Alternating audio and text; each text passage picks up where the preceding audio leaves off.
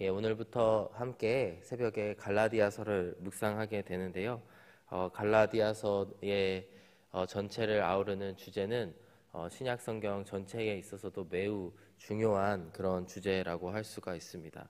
초대 교회가 세워지고 이제 그 초대 교회 시절에 그 교회들 가운데에서 가장 큰 논란거리가 되었던 주제가 무엇이냐면 바로 은혜냐 아니면 율법이냐 하는 것을 묻는 질문입니다. 왜냐하면 초대 교회를 믿은 그 신자들 가운데에 유대인 출신 신자들도 있고요. 또 이방인, 유대인이 아닌 이방인 출신의 신자들도 있는데 그 유대인 출신 신자들이 이제 예수님으로 인하여 구원을 받는 것도 맞지만 추가적으로 할례를 받고 또 율법을 이방인들은 지켜야 된다라고 하는 주장을 하였기 때문입니다. 사도행전의 말씀을 보시게 되면요, 이제 바나바와 바울이 이제 안디옥 교회로부터 파송을 받게 됩니다. 그들이 바울과 바나바가 아마 이 세상에서 이 역사 가운데에 가장 처음으로 파송된 선교사라고 할 수가 있습니다. 그래서 이 바나바와 바울의 선교팀은 이제 그 안디옥에서 가까웠던 갈라디아 지역의 여러 지역을 돌아다니면서 복음을 전하게 됩니다. 그곳 가운데에 많은 이방인들이 예수님을 믿고 예수님께로 돌아오는 은혜가 있었고요. 선교 여행 가운데에서 돌아온 이후에도 그곳에 교회가 세워지고 또 그곳 가운데 신앙생활을 하는 형제 자매들이 많이 나타나게 된 것입니다. 그런데 이 갈라디아 지방에 세워진 교회들 가운데에 소식이 들려지는 겁니다. 그곳 가운데에 있는 유대인들, 또 유대인들이 이제 할례를 받지 않으면 안 된다, 이방인들에게 할례를 받아야 한다라고 하는 이야기를 하고 있고, 그 모든 상황을 사도행전 15장 1절의 말씀은 기록을 하고 있습니다. 사도행전 15장 1절의 말씀을 보시면요, 이제 바울과 바나바가 경험한 일들을 기록하고 있는데요, 어떤 사람들이 유대로부터 내려와서 형제들을 가르치되 너희가 모세의 법대로 할례를 받지 아니하면 능히 구원을 받지 못하리라. 이들을 우리는 할례파라고 부릅니다. 구원을 예수님으로 받은 은혜뿐만 아니고 율법을, 또 그 중에 할례를 반드시 행해야 된다. 할례를 받지 아니하면 능히 구원을 받지 아니하리라. 이렇게 설명을 하고 있습니다. 유대로부터 온 사람들이기 때문에 그 교회 안에서 얼마나 큰 소리를 치면서 가르쳤을까 상상을 해볼 수가 있습니다. 아마 이방인은 구약도 모르기 때문에 예수님에 대한 예언도 몰랐을 것이고, 단순히 예수님이 그리스도이심을, 또 구원자이심을 듣고 믿은 사람들이 많았을 것이기 때문에 유대로부터 온 자들이 나름 권위를 가지고 이야기를 했을 것이라고 생각해 볼 수가 있습니다. 모세의 율법대로 할례를 받아야 한다, 이 말이 얼마나 초대 교회를 혼란 가운데에 빠뜨렸는지 모릅니다. 2절의 말씀, 사도행전 15장 2절의 말씀을 보시면요, 바울 및 바나바와 그들 사이에 적지 아니한 다툼과 변론이 일어난지라. 바울과 바나바, 영적 지도자들이 있었음에도 불구하고 그 갈라디아 지역에 있는 교회들 가운데에서, 많은 초대교회 가운데에서 다툼과 변론이 일어났다라고 하는 것이죠. 그래서 이 상황을 어떻게 해결을 해야 할까 하는 상황을 놓고 바울과 바나바는 이렇게 결정을 합니다. 우리가 예루살렘에 있는 사도와 장로들을 통하여서 이 일들을 한번 판단을 받자, 어떤 게 옳은지를 중재를 받자, 이 이야기가 2절 후반부에 나타나 있습니다. 형제들이 이 문제에 대하여 바울과 바나바와 및 그 중에 몇 사람을 예루살렘에 있는 사도와 장로들에게 보내기로 작정하니라, 이렇게 말씀하고 있습니다. 그 이후에 이제 바울과 바나바는 이 주제를 가지고 이제 예루살렘으로 가게 되고요. 5절의 말씀을 보시면요, 예루살렘에서 만난 자들 가운데에 바리새파 중에 어떤 믿는 사람들이 일어나 말하되 이방인에게 할례를 행하고 모세의 율법을 지키라 명하는 것이 마땅하다 하니라, 이렇게 주장하는 자들도 나타났습니다. 이것이 초대교회 가장 처음에 있었던 논쟁 가운데에 아주 굵직한 큰 논쟁이라고 할 수가 있습니다. 사도들은 이 문제를 어떻게 판단하였을까요? 그것이 사실 갈라디아서 전체를 아우르는 배경이기도 하지만 또 주제이기도 합니다. 사도행전 7절 이하의 말씀을 보시면요, 사도 베드로가 그 이야기를 다 듣고 일어나서 이와 같이 이야기합니다. 7절에서 11절까지의 말씀인데 우리가 함께 천천히 한번 읽어보기를 원합니다. 함께 읽어보겠습니다. 시작. 많은 변론이 있은 후에 베드로가 일어나 말하되, 형제들아, 너희도 알거니와 하나님이 이방인들로 내 입에서 복음의 말씀을 들어 믿게 하시려고 오래전부터 너희 가운데서 나를 택하시고, 또 마음을 아시는 하나님이 우리에게와 같이 그들에게도 성령을 주어 증언하시고, 믿음으로 그들의 마음을 깨끗이 하사 그들이나 우리나 차별하지 아니하셨느니라. 그런데 지금 너희가 어찌하여 하나님을 시험하여 우리 조상과 우리도 능히 매지 못하던 멍에를 제자들의 목에 두려느냐. 그러나 우리는 그들이 우리와 동일하게 주 예수의 은혜로 구원 받는 줄을 믿노라 하니라. 이렇게 사도 베드로가 일어나서 이야기를 합니다. 즉 베드로의 말은 이런 것이죠. 이방인이나 유대인이나 할 것 없이 그 출신을 차별하지 아니하고, 그리고 율법을 그동안 행한 삶이었든지 아니었든지, 어려서 할례를 받은 자였든지 아니었든지 상관없이 차별하지 아니하고 예수님께서는 오직 예수님을 믿는 자들에게 은혜로 구원을 주셨다라고 하는 것입니다. 이러한 말씀을 베드로가 이야기하고요, 이 첫 번째 예루살렘 회의, 첫 종교 회의가 마무리되게 됩니다. 그렇습니다. 여러분, 우리에게 있어서 우리가 오직 은혜로 구원을 받았느냐라고 하는 것은 굉장히 중요한 것입니다. 근데 우리 사람들이 살아가다 보면요, 우리가 어떤 율법적인 행위들을 행해야 되는 거 아니야? 하나님 우리에게 구원을 주셨는데 우리가 어떤 율법으로 나아가야 되는 거 아니야? 아니면 그 전에 우리가 예수님을 믿으려면 내가 이 정도는 행해야 되는 거 아니야? 라고 하는 생각이 들지도 모르겠습니다. 그러나 오늘의 본문에서 사도 바울은 이러한 복음, 율법이 가미된 복음을 사도 바울이 전한 복음과는 다른 복음이다라고 이야기를 하고 있습니다. 오늘의 본문 6절에서부터 7, 8, 9절에 이르기까지 4번이나 걸쳐서 사도 바울은 너희들이 어찌하여 다른 복음을 전하느냐, 또 그것을 따르느냐라고 이야기를 합니다. 여기서 이야기하고 있는 이 다른 복음은 앞서 설명드린 것처럼 율법이 가미된 복음, 오직 은혜로만 구원을 받는 것이 아니고 어떤 행함이 있어야지 율법을 통하여서 구원을 받는다라고 하는 내용인 것이죠. 함께 오늘의 본문 6절의 말씀을 읽어보겠습니다. 시작. 그리스도의 은혜로 너희를 부르신 이를 이같이 속히 떠나 다른 복음을 따르는 것을 내가 이상하게 여기노라. 갈라디아에 있는 여러 교회들, 갈라디아라고 하는 곳은 한 지역이 아니고요, 이 큰 지방을 이야기합니다. 그곳에 여러 교회들이 있었는데 그 교회들을 향하여 편지하는 사도 바울이 1절에서 5절까지 인사말을 마친 후에 첫 마디가 바로 6절의 말씀인 것이죠.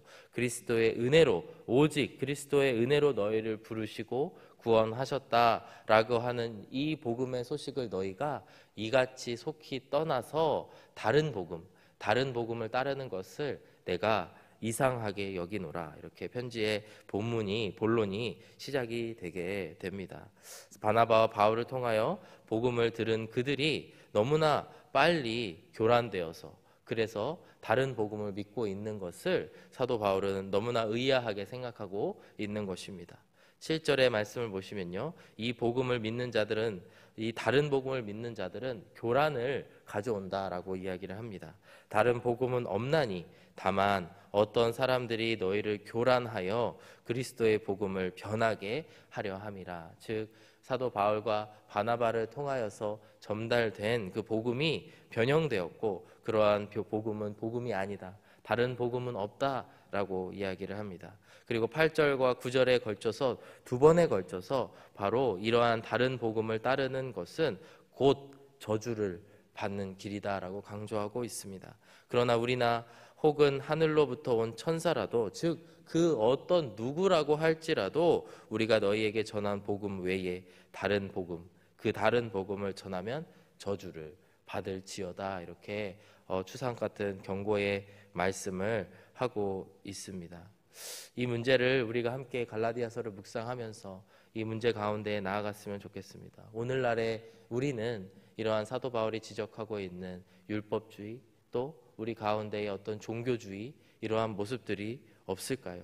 우리가 오직 복음으로, 또 오직 예수님을 믿음으로, 은혜로 구원을 받았다라고 입술로는 고백하면서 어느새 우리의 생활 가운데, 우리의 또 신앙생활 가운데, 교회 생활 가운데에 우리 가운데에 율법적인 부분은 없는지 함께 묵상하고, 또 우리의 신앙이 정말 예수님과 함께하는 그 생명의 길로 나아가는 그런 은혜의 시간들이 되었으면 좋겠습니다. 그렇다면 바울이 의아해하고 있듯이 왜 이 갈라디아 지역에 있는 교회들은 정말 바른 복음, 올바른 복음을 따르지 아니하고 다른 복음을 따르고 있을까요?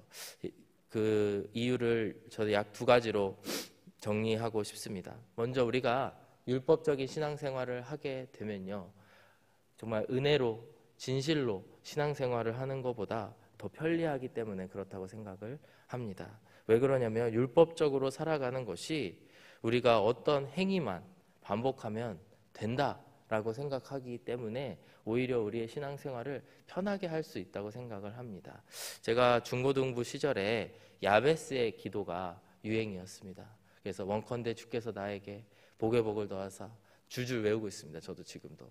근데 그때 제 주변에 있는 친구들이 이런 이야기를 하는 걸 들은 적이 있습니다. 이게 너무 쉽지 않니? 이 기도를 우리가 달달 외워서 이 기도문만 외우기만 한다면 하나님 나에게 복을 주실 텐데 이 기도를 우리가 외우자. 참 어찌 보면은 겉으로 봤을 때에는 아이들의 노력이 가상해 보일지는 모르지만 중고등부 시절의 그런 이야기들이 바로 우리에게 있어서 너무나 율법적인 신앙생활을 하고 있는 것이죠.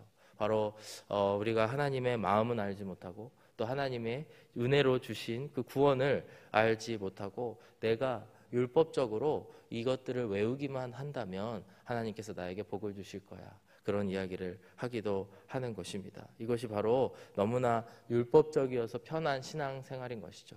우리의 헌금 생활도 마찬가지입니다. 정말 우리가 기쁨으로 하나님 앞에 드리는 것이 헌금인데, 그러지 아니하고 어떠한 투자의 개념으로 내가 내 소유의 10분의 1을 하나님께 드리기만 한다면 하나님께서 나에게 100배, 1000배로 갚으실 거야. 정말로 로우 리스크, 하이 리턴, 정말 최고의 투자가 하나님을 향한 투자다, 이런 말씀을 하시는 경우도 있지만 그것은 근본적인 뿌리에서부터 잘못된 신앙이죠.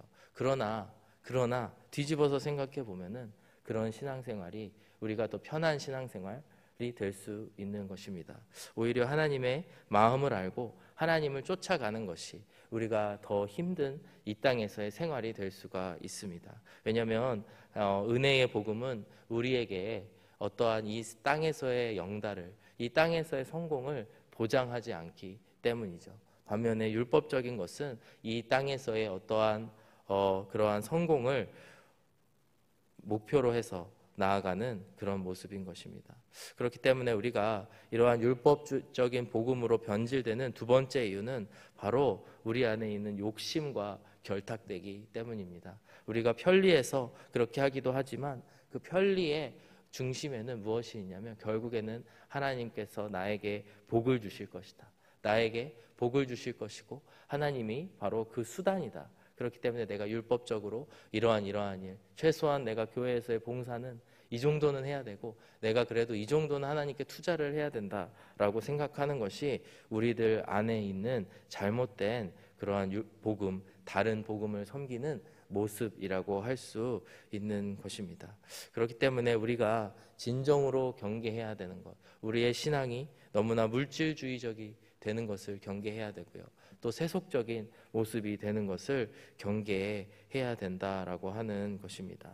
그렇기 때문에 사도 바울은 오늘 이야기하는 것이 너희가 정말로 올바른 바른 그 은혜의 복음을 들어서 예수님을 믿고 나아가야 되는데 어찌하여 이러한 다른 복음을 너희가 믿느냐, 그것이 결국에는 너희를 저주의 자리에 빠지게 할 것이다 라고 갈라디아 교회들에게 경고를 하고 있다라고 하는 것입니다. 사랑하는 여러분, 그렇다면 우리가 이제 다른 복음, 우리가 세상에 젖어 있는 그 다른 복음을 떠나 바른 복음으로 나아갈 때에 우리가 어떤 마음으로 나아가야 될까요?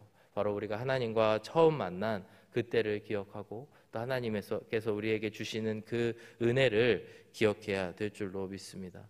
로마서 3장 23절의 말씀, 모든 사람이 죄를 범하였음에 하나님의 영광에 이르지 못하니라 라고 말씀하고 있는데요. 즉 우리가 모두 죄에 빠져서 하나님을 알지 못하는 자였지만 오늘 사도 바울의 이야기처럼 하나님은 차별하지 아니하시고 우리 모두에게 복음을 듣게 하셨습니다. 그렇기 때문에 예수님을 누구든지 믿기만 하면 그 마음을 정결케 하여 주시고 동일하게 은혜로 구원을 주셨다라고 하는 것을 우리가 기억해야 되는 줄로 믿습니다. 에베소서 2장 8, 9절의 말씀, 너희는 그 은혜에 의하여 믿음으로 말미암아 구원을 받았으니 이것은 너희에게서 난 것이 아니요 하나님의 선물이라. 그저 은혜로 모든 것이 우리들에게 주어졌다라고 하는 것입니다. 9절에 그렇기 때문에 행위에서 난 것이 아니니 이는 누구든지 자랑하지 못하게 함이라. 사도 바울의 서신에 곳곳에 보면은 우리의 행위가 중요하지만 그것은 구원 이후에 우리가 하나님께 기쁨으로 드려지는 그런 예배라고 하는 것이죠. 반면에 우리의 구원이라고 하는 것은 절대로 우리의 행위가 가미될 수 없다. 우리의 행위로는 절대로 하나님께 나아갈 수 없다라고 하는 것을 이야기하고 있습니다. 그렇기 때문에 우리에게 선물로 거저 주시는 은혜로 주신 그 구원으로 말미암아 우리가 감사의 자리로 나아가야 된다라고 하는 것입니다. 요한복음 1장 12절과 13절의 말씀을 잘 아실 텐데요. 영접하는 자 곧 그 이름을 믿는 자들에게는 하나님의 자녀가 되는 권세를 주셨으니 이는 혈통으로나 육정으로나 사람의 뜻으로 나지 아니하고 오직 하나님께로부터 난 자들이니라. 우리가 어떠한 우리의 육신에서 난 것들, 혈통, 육정, 사람의 뜻, 이러한 것들로는 하나님께 나아갈 수 없고 오직 하나님께로부터 난 자들만이 우리가 구원의 자리에 나아갈 수 있다라고 하는 것입니다.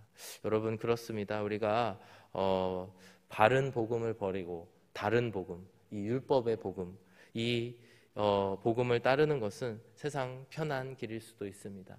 눈앞에 보이는 어떠한 이득이 있는 길일 수도 있습니다. 쉬운 길일 수도 있습니다. 하지만 그 길의 끝은 저주가 있다고 사도 바울은 이야기를 하고 있습니다. 반면 은혜의 복음 그 진정한 올바른 복음의 길은 험난한 길일 수도 있습니다. 세상에서 차별받을 수도 있고요. 또 세상의 안락함을 보장하지 않을 수도 있습니다. 그러나 그곳 가운데에 오는 진정한 평안, 정말 영생의 길로 나아가는 그 길로 나아가시는 저와 여러분들이 되시길 주님의 이름으로 축복합니다. 정말 복음의 알맹이 예수 그리스도께서 은혜로 선물로 주신 그 구원을 받아서 감사하는 마음으로 주님께 우리의 모든 것을 드리고 바칠 수 있는 그런 이 아침이 되시기를 주님의 이름으로 축복합니다. 함께 기도하겠습니다. 사랑하는 아버지 하나님, 감사합니다. 우리에게 구원을 선물로 주심에 감사합니다. 나의 어떠한 행위, 나의 어떠한 노력이 아닌 오직 예수 그리스도를 믿음으로 말미암아 은혜로 허락하여 주신 이 복음 구원에 감사합니다. 우리가 정말 이 바른 복음을 떠나지 아니하고 다른 복음에 빠지지 않게 하여 주시고 우리가 오늘도 돈을 사랑하여 세속적으로 될지라도 또 돈을 좋아하여 우리가 물질주의적으로 우리의 마음이 변할지 몰라도 주님 그때그때마다 우리를 변화시켜 주시고 또 복음의 말씀으로 우리를 깨끗게 하여 주시사 정말 차별하지도 아니하시고 우리를 사랑으로 품어주시는 그리스도께 나아갈 수 있는 저희들이 다 되게 하여 주시옵소서. 갈라디아서 말씀을 통하여서 우리의 복음이 우리 안에 있는 복음이 올바로 서게 하여 주시고 그리하여서 우리의 삶이 변화되는 이 시간이 되도록 역사하여 주옵소서.